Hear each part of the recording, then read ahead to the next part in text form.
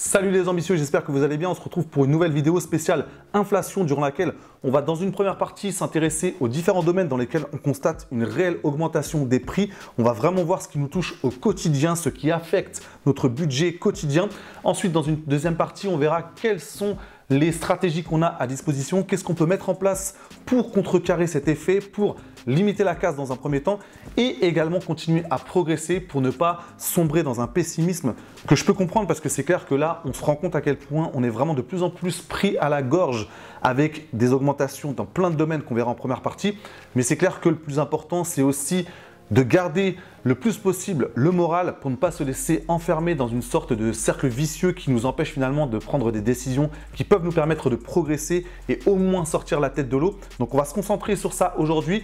On fera une petite introduction avant de passer sur la première partie pour que je vous explique un petit peu, en tout cas mon point de vue par rapport à ce qu'on vit actuellement au niveau économique. Mais juste avant ça, si ce n'est pas encore fait, pensez à vous abonner à la chaîne en cliquant sur le bouton s'abonner pour faire grossir cette communauté de celles et ceux qui se donnent pour objectif d'atteindre la liberté financière en utilisant la bourse, l'immobilier ou la création de business ou les trois piliers en même temps et qui comprennent à quel point le plus important est de garder le bon état d'esprit pour affronter ce chemin parfois semé d'embûches pour vraiment être capable de viser une certaine durée parce que ce ne sont pas des résultats qui s'obtiennent du jour au lendemain. Il faut vraiment avoir un horizon sur le moyen long terme. Donc il faut être capable d'affronter les différents défis qui peuvent se présenter à nous et rien de mieux pour ça que de se donner des tuyaux, des conseils, de se remotiver mutuellement parce qu'il y a forcément des moments où on va rencontrer des périodes de coups de mou, des périodes de remise en question. Donc c'est un des principaux objectifs de cette chaîne. Donc un grand merci à vous et on se retrouve tout de suite pour l'introduction de cette vidéo. Je trouve qu'il y a un énorme décalage entre d'un côté les discours officiels, les chiffres qu'on veut bien nous présenter et de l'autre côté la réalité de ce qu'on voit au quotidien. C'est en plus un des enjeux principaux de la future campagne présidentielle, ce fameux pouvoir d'achat. Donc on se rend compte qu'il y a énormément de choses à dire. On sait aussi qu'il y aura peut-être beaucoup de promesses qui seront faites et qui ne seront pas tenues par la suite. Mais comme on dit, les promesses n'engagent que ceux qui y croient. Mais dans un premier temps, on va se concentrer sur certains discours, sur certains articles, sur certains chiffres qui nous montrent à quel point nous sommes en face d'un réel décalage entre ce qu'on nous annonce et ce qu'on constate réellement sur le terrain. J'ai donc sélectionné plusieurs articles qui illustrent selon moi très bien ce fameux décalage entre ce qu'on veut nous annoncer et ce qu'on constate réellement sur le terrain, avec ici un premier article sur le site de TF1. Face à la réalité des chiffres, Emmanuel Macron a préféré changer de source. Interrogé ce mercredi 15 décembre dans un entretien inédit sur TF1 et LCI, le chef de l'État s'est prononcé sur la hausse du pouvoir d'achat en France. Confronté aux résultats de l'Institut des politiques publiques, qui estime que cet indicateur a baissé chez les plus pauvres, le locataire de l'Élysée a argué le contraire.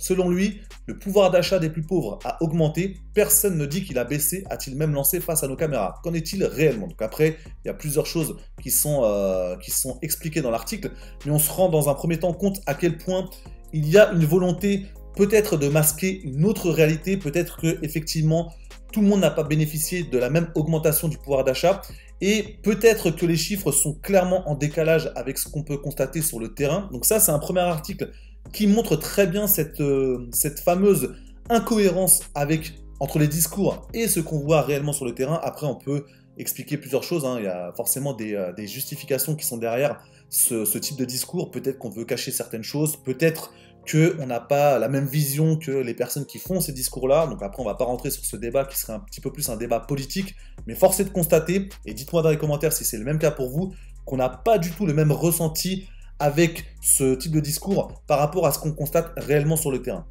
Deuxième article sur le site de France Inter suite à une interview de Christine Lagarde qui était l'invitée du grand entretien de France Inter. Donc c'est un article qui date du jeudi 20 janvier 2022.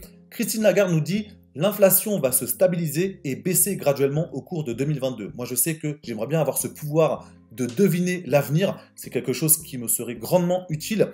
On voit ensuite dans l'article ici, en France, selon Christine Lagarde, on est plutôt en bonne situation. En rythme annuel, on était à 3,2% d'inflation par rapport à une moyenne européenne à 5%. Donc autant dire qu'il vaut mieux qu'on se satisfasse de ça. L'Estonie, par exemple, est à 12% et l'Allemagne est au plus haut depuis 30 ans, à plus de 5%. Outre l'énergie, l'autre raison qui explique l'inflation en Europe est l'embouteillage dans les ports. On pense que ces deux phénomènes-là vont doucement se stabiliser et baisser. D'ailleurs, ici, il y a une belle faute d'orthographe. Donc ça, c'est pareil. À vous de vous faire votre opinion par rapport à ça. Moi, j'estime que c'est un gros décalage entre ce qu'on nous annonce et ce qu'on constate réellement sur le terrain. Et là, on est vraiment sur une projection dans l'avenir, on ne sait même pas comment ça va se passer. On verra dans les prochains mois si ce qui est annoncé sur cet article se retrouve réellement sur le terrain. Donc dites-moi vraiment dans les commentaires quel est votre ressenti par rapport à ce type d'article. Et enfin, troisième article qui est lui vraiment très parlant sur ce fameux décalage entre une annonce qui peut paraître séduisante, on pourrait presque se dire « Waouh, mais c'est super, c'est trop bien ce qu'ils ont mis en place, c'est vraiment quelque chose qui nous fait aller dans la bonne direction » et ce qu'on constate réellement lorsqu'on creuse un petit peu plus la question. Donc là, la question posée sur le site de TF1, c'est 1 million d'entreprises ont-elles été créées en 2021 ? Donc c'est un article qui a été publié le 19 janvier 2022. Je sais qu'il y a eu pas mal de tweets du gouvernement pour vanter ce chiffre-là parce que c'est un chiffre qui est record. Ici, on voit Bruno Le Maire s'est félicité de la création d'1 million d'entreprises. Un record tout simplement historique d'après le ministre. Si c'est bien le cas, la majorité d'entre elles sont des micro-entreprises, rapporte cependant l'INSEE. Ça, c'est vraiment ce qui fait toute la différence parce que le fait d'avoir un chiffre brut d'1 million d'entreprises créées, ça peut être séduisant, mais lorsqu'on regarde réellement la répartition des entreprises qui ont été créées, on peut se poser la question de savoir est-ce qu'on est vraiment sur une bonne évolution ou est-ce qu'on ne serait pas sur ce qu'on pourrait appeler une paupérisation du travail. Bon là j'avoue je me la joue un petit peu en sortant le mot paupérisation, ça fait un petit peu l'économiste qui utilise un vocabulaire très pointu, qui connaît sur le bout des doigts les différents principes d'économie. C'était juste le mot qui me paraissait approprié pour parler de ce phénomène et vraiment de ce décalage entre un chiffre brut qui nous est annoncé et une autre réalité qu'on peut voir lorsqu'on regarde la répartition des créations d'entreprises. Il y a un graphique qui est très intéressant par rapport à ça, c'est sur le site de l'INSEE. Ici, vous avez deux courbes. Vous avez une courbe bleue en haut dans laquelle on reprend l'ensemble des créations d'entreprises, peu importe le type d'entreprise. Et en dessous, on exclut du calcul la création des micro-entreprises. Et là, on se rend compte qu'on a une courbe qui est totalement différente. On n'a pas du tout la même dynamique. Et c'est vraiment ce qui apporte de la nuance à ce fameux discours, à ces fameux effets d'annonce qu'on peut avoir. Et on se rend compte que de notre côté, c'est notre mission de décortiquer l'information et de ne pas en rester à ces annonces qui nous sont faites, avec parfois des personnes qui veulent un petit peu enrober leur discours pour vraiment le rendre plus sexy, on va dire. Là, lorsqu'on regarde une courbe comme ça, on se rend compte à quel point c'est pas forcément une bonne chose d'avoir autant de micro-entreprises, parce que quand on regarde, et ça c'est quelque chose que je vous conseille de faire, c'est de regarder le revenu moyen des micro-entrepreneurs pour vraiment comprendre dans quelle dynamique on se trouve par rapport à ces fameuses créations d'entreprises. J'insiste vraiment sur ce point, sur cette nécessité de traiter l'information qu'on nous donne pour voir si ce qu'on nous annonce se retrouve réellement sur les faits qu'on peut soi-même établir lorsqu'on décortique un petit peu mieux l'information. C'est un vrai travail à faire de notre côté. On en a déjà parlé lorsqu'on voit des reportages, que ce soit dans le domaine de la création de compléments de revenus, que ce soit dans le domaine de l'investissement. Il y a énormément de choses qui sont faites parfois pour nous vendre du rêve, pour nous faire croire que tout est beau, tout est rose, tout fonctionne correctement sans aucun accroc. C'est notre travail de ne pas prendre ça au premier degré, de regarder un petit peu quelle est la réalité cachée derrière ce discours-là, de faire preuve d'esprit critique, de bon sens. Ça, c'est vraiment quelque chose de très important pour fonctionner correctement et prendre les meilleures décisions possibles. Vous l'aurez bien compris, je ne partage pas forcément cet optimisme des personnes qui nous disent que tout va bien, que le pouvoir d'achat des Français a augmenté durant les 5 dernières années, que tout va bien au niveau économique, que nous ne sommes pas sur des chiffres d'inflation qui sont si catastrophiques que ça, que l'inflation va même baisser en 2022, que la création d'entreprises se porte très bien, qu'on est sur une bonne dynamique. Je ne partage pas ce constat, cet optimisme. Dites-le moi dans les commentaires si c'est votre cas. Si vous avez l'impression que ça s'est amélioré, c'est important aussi qu'on puisse confronter nos points de vue par rapport à ça.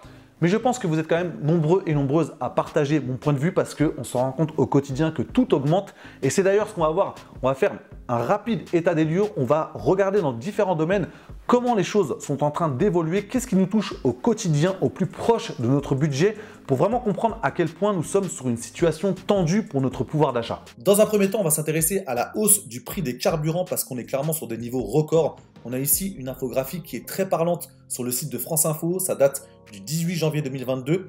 On a ici une infographie qui nous montre les prix moyens du samplon 95 et du gasoil. On voit ici qu'au 14 janvier 2022, on était sur un prix moyen du gasoil à 1,62 et un prix moyen du samplon 95 à 1,68. Donc là, on est sur des prix qui sont même au-delà des prix qu'on avait lorsqu'on a vécu la crise des gilets jaunes. Donc on a vraiment quelque chose qui nous touche au quotidien, qui met une grosse pression sur notre pouvoir d'achat parce qu'on est clairement sur des dépenses de première nécessité, parce que lorsqu'on doit utiliser sa voiture pour aller au travail. On n'est pas du tout sur une catégorie de dépenses loisirs. On est obligé d'utiliser sa voiture pour aller au travail. Après, on peut polémiquer sur les autres types de transports, mais il y a quand même pas mal de personnes qui sont obligées d'utiliser leur voiture. Donc ça pèse lourdement sur notre budget. Il y a d'autres secteurs aussi qui voient augmenter les prix, notamment le secteur de la baguette de pain. Il y a eu aussi des polémiques par rapport à ça avec des entreprises qui proposait une baguette à 29 centimes. On ne va pas rentrer dans la polémique, mais je pense que vous en avez entendu parler. Mais là, on a vraiment des hausses aussi de matières premières qui sont répercutées sur le prix de la baguette. Donc ça aussi, ça pèse sur le budget des Français. Ensuite, un autre domaine, le domaine de l'ameublement, avec la société Ikea qui va augmenter ses prix en moyenne de 9% en 2022. Donc là, ici, on a un article qui explique que le géant suédois va augmenter de 9% ses prix en 2022, comme de nombreuses autres entreprises, et pas seulement dans le secteur de l'ameublement. Ikea continue à faire face à des difficultés d'approvisionnement en matériaux, le bois en premier lieu, mais aussi à des perturbations logistiques qui retardent les livraisons, des perturbations qui sévissent depuis le printemps et qui ne semblent pas devoir se calmer dans un avenir proche. Plus loin, dans l'article, on se rend compte que ça touche d'autres domaines. Les hausses sont déjà dans les tuyaux. Selon l'Institut français de la mode, 58% des marques de vêtements vont augmenter leur prix. Les pâtes pourraient aussi augmenter de 7%, tout comme l'électroménager, l'automobile et même phénomène pour l'électricité. C'est ce qu'on voit aussi sur cet autre article sur le site de BFM TV qui nous parle de la hausse du coût des matières premières qui devrait entraîner des hausses de prix selon 60% des enseignes interrogées dans le domaine de la mode. Donc là, on voit du fait de la flambée des matières premières comme le coton, plus 47% en un an, ou la laine, ou encore de l'énergie qui surenchérit le coût de la fabrication et du transport, la plupart des enseignes assurent qu'elles n'auront pas d'autre choix que de jouer sur leur prix de vente pour limiter la baisse de leur marge. Bien évidemment, il y a d'autres domaines dans lesquels on constate une hausse des prix. Ça peut être lorsqu'on fait ses courses, on a l'impression de ne pas avoir un caddie qui est si rempli que ça et pourtant d'avoir un montant affiché qui est presque exorbitant par rapport au peu d'articles qu'on a. Ça peut être aussi lorsqu'on fait un chantier d'avoir un prix qui est proposé par les artisans, un prix pratiqué par les artisans qui a augmenté parce qu'ils sont obligés de répercuter la hausse des matières premières. Donc ça aussi, ça pèse sur notre budget. Donc dites-moi dans les commentaires quels sont les domaines où vous avez vraiment constaté une hausse brutale des prix. Qu'est-ce qui vraiment vous touche au quotidien? Ça, c'est important qu'on voit exactement comment ça se passe parce que peut-être qu'il y a une différence en fonction des régions. Ça dépend aussi de notre style de vie. On n'a pas tous les mêmes dépenses, même s'il y a des dépenses contraintes qui sont partagées par tous les Français. Donc ça, c'était la première partie de la vidéo, façon état des lieux pour voir un petit peu ce fameux décalage entre ce qu'on nous annonce et ce qu'on constate sur le terrain avec nos propres yeux. Maintenant, on va se poser la question de savoir comment réagir par rapport à ça. Qu'est-ce qu'on peut mettre en place pour affronter cette période plus compliquée au niveau économique et continuer aussi à progresser parce que ça ne doit pas être juste un coup d'arrêt, ça doit être aussi une période qui nous challenge, qui nous met au défi et qu'on doit réussir à surmonter pour continuer à progresser, prendre les bonnes décisions et faire en sorte de continuer à lancer ce fameux effet boule de neige. Dans un premier temps, même si parfois on peut se dire que c'est facile à dire, il ne faut pas être pessimiste, il ne faut pas être négatif, il ne faut pas envoyer des signaux négatifs à son cerveau parce que ça a tendance à nous crisper, on ne trouve pas de solution, on a vraiment l'impression d'avoir la tête sous l'eau. C'est au contraire nécessaire pour vous d'envoyer des messages positifs à votre cerveau, de vous poser les bonnes questions, des questions qui vous rendent dynamique, qui ouvrent le champ des possibles parce que c'est vraiment comme ça que vous allez trouver des solutions. Des questions telles que comment concrètement je peux faire en sorte de réduire mes dépenses fixes. Qu'est-ce que je peux mettre en place pour augmenter mes revenus? Qu'est-ce que je peux mettre en place pour augmenter mes connaissances, mes compétences, pour augmenter ma valeur sur le marché? Qu'est-ce que je peux mettre en place pour me créer un complément de revenu? Qu'est-ce que j'ai comme compétences aujourd'hui que je peux monétiser? Ça, c'est clairement des questions qui vont vous dynamiser, qui vont vraiment vous permettre d'utiliser de la bonne façon votre cerveau, ouvrir ce fameux champ des possibles. Donc ça, j'insiste là-dessus, le pouvoir des questions, c'est vraiment ce qui est à la base d'une prise de décision efficace. Ensuite, je dirais qu'avant même de se concentrer sur l'augmentation des revenus, il faut d'abord se concentrer sur la maîtrise des dépenses. Dépenses fixes, dépenses variables, voir exactement combien on dépense chaque mois. Se concentrer sur les dépenses fixes pour voir comment les réduire, que ce soit de 50, 100 ou 150 euros par mois, en changeant de fournisseur par exemple d'énergie, d'électricité, de gaz, en changeant de fournisseur d'internet, de forfait mobile, peut-être aussi en renégociant son prêt immobilier pour bénéficier de la baisse des taux, peut-être qu'on ne l'a pas encore fait depuis quelques années. Donc ça, c'est aussi quelque chose qui nous permet d'être plus serein au niveau économique. Ensuite, concernant les dépenses variables, c'est d'abord les lister parce que Comme c'est un domaine qui est parfois un peu instinctif, on a l'impression qu'on dépense trop mais on ne sait pas toujours combien. Donc c'est vraiment prendre le temps d'être lucide par rapport à ça, quitte à vraiment se faire peur en se disant waouh, j'avais pas l'impression de dépenser autant mais là clairement il faut que je fasse quelque chose.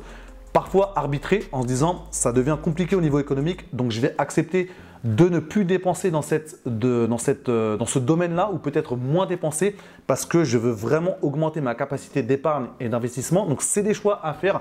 Ça reste la base, ce n'est pas super sexy, mais vraiment avant de commencer à voir comment augmenter ses revenus, il faut d'abord maîtriser la base en ce qui concerne la maîtrise des dépenses pour ensuite augmenter ses revenus et créer ce fameux delta entre les dépenses et les revenus, augmenter sa capacité d'épargne et donc d'investissement. Après, ça peut être aussi de se lancer des défis au niveau des dépenses avec par exemple un défi semaine zéro dépense en ce qui concerne les dépenses variables. Ça peut être aussi un mois avec le maximum d'épargne. Donc ça, je sais que c'est quelque chose qui, moi, me parle énormément parce que j'aime bien cette logique de défi. Ça nous challenge au quotidien à prendre les bonnes décisions. Donc ça peut être une bonne solution aussi. Ensuite, concernant la création de compléments de revenus, ça devient presque fondamental parce que si on veut créer ce fameux delta entre les dépenses et les revenus, il faut passer par cette case création de compléments de revenus. Donc, je vous renvoie sur une vidéo que j'avais faite par rapport à ça. Il y a énormément de choses que vous pouvez mettre en place. Je suis sûr que vous avez des compétences aujourd'hui que vous pouvez monétiser et clairement, ça vous fera une grosse différence dans cette capacité à surmonter cette période compliquée au niveau financier. Et enfin, une dernière petite chose qui est très intéressante, c'est ce concept d'un objet qui rentre, un objet qui sort. Donc, ça peut à la fois vous permettre de ne quasiment rien dépenser parce que peut-être que ce que vous allez vendre va compenser ce que vous allez acheter et en plus, ça va vous donner l'habitude de vendre. Ça va vous donner de nouvelles connaissances, de nouvelles compétences que vous allez peut-être par la suite pouvoir monétiser dans cette fameuse création de compléments de revenus. Nous voici maintenant arrivés à la fin de cette vidéo. Dites-moi dans les commentaires quel est votre ressenti par rapport à cette fameuse inflation. Est-ce que vous constatez vous aussi qu'il y a un décalage entre ce qu'on nous annonce et ce qu'on constate réellement sur le terrain? Dites-moi aussi comment vous réagissez en ce moment. Quelle est votre attitude? Qu'est-ce que vous mettez en place pour contrecarrer cette inflation? Qu'est-ce que vous mettez en place pour ne pas vous résigner et vous dire que finalement on a vraiment la tête sous l'eau? Qu'est-ce que vous mettez concrètement en place pour peut-être créer un complément de revenu? Qu'est-ce que vous mettez en place pour changer aussi votre façon de fonctionner au quotidien, pour vous dégager du temps et acquérir peut-être une nouvelle connaissance, de nouvelles compétences que vous allez ensuite monétiser? Donc clairement, qu'est-ce que vous mettez en place en ce moment pour affronter plus sereinement cette période plus compliquée au niveau économique? Si cette vidéo vous a plu, mettez un maximum de pouces en l'air et pensez à vous abonner à la chaîne pour faire grossir cette communauté. C'est comme ça qu'on s'entraide, qu'on se motive, qu'on trouve des solutions aussi parfois pour surmonter tel ou tel obstacle qu'on peut rencontrer sur le chemin nous menant à cette fameuse liberté financière. Je vous remercie pour votre attention. Je vous souhaite une bonne journée, une bonne soirée ou une bonne nuit. Ça dépend de l'heure à laquelle vous regardez cette vidéo. Et je vous dis à très bientôt pour la prochaine.